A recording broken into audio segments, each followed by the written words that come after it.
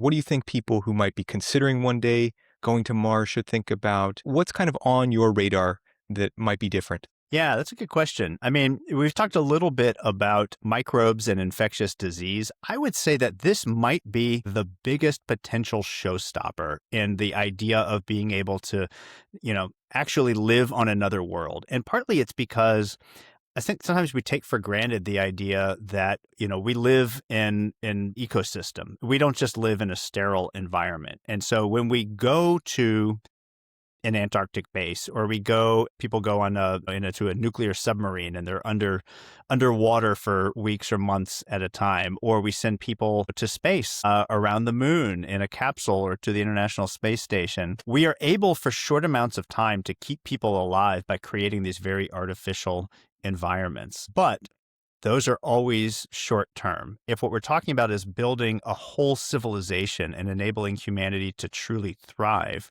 we can't just keep a small, enclosed, sterile space. We have to have an entire ecosystem. We depend on all of the other organisms in our environment, starting with the tiny microbial life that live in and on our body and contribute to our health, but also help to, break down and decompose organisms when they die and return their nutrients and energy into the environment. Plants converting sunlight into energy. I mean, we depend in so many ways on the entire ecosystem that we are a part of.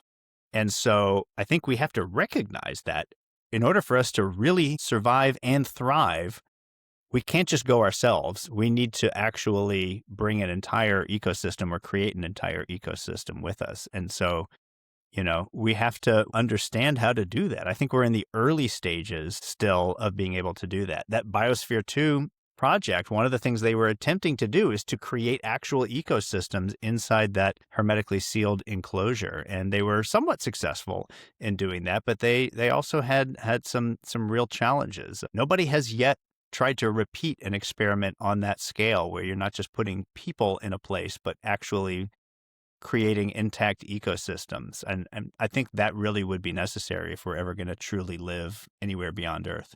Yeah, what do we know about how to do that well? I mean, you use the word sterilize, but if you send a person somewhere, a person can't survive if they're sterilized.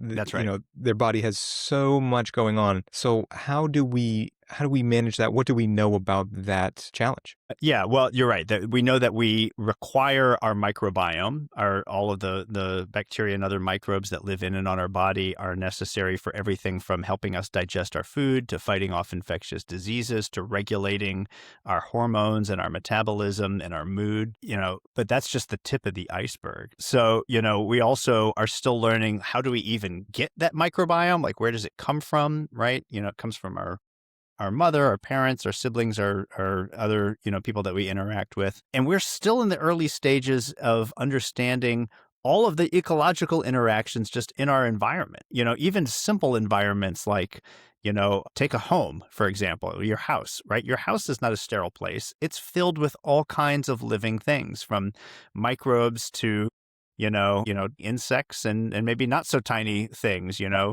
try not to think about sometimes. But in many ways, that is a part of our environment. And we like to sometimes think about ourselves as being separate from nature and that aspect of our ecosystem.